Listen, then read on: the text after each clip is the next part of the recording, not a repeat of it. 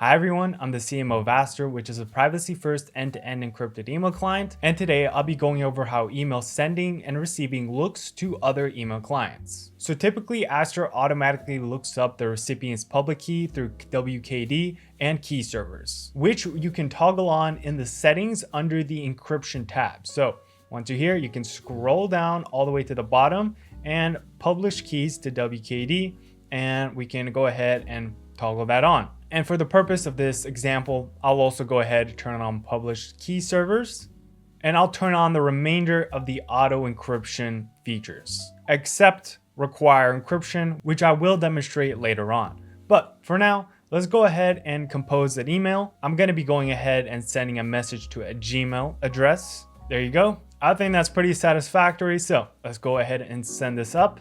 And now let's check our other inbox. Okay, and looks like we just received it. As you can see, we received that email just fine. Everything checks out here, standard encryption. And now let me go ahead and send a response back before we look into anything else. Okay, just sent that response back. So let's go ahead and check out our other inbox. There's our response here. We can check out the previous threads. But what I did want to show is this lock. So if you do recall from a previous demonstration, this lock indicates whether this email is quantum encrypted or not. So if we take a look at this one from Gmail, we can see it says protected in transit, encrypted in transit, and stored encrypted.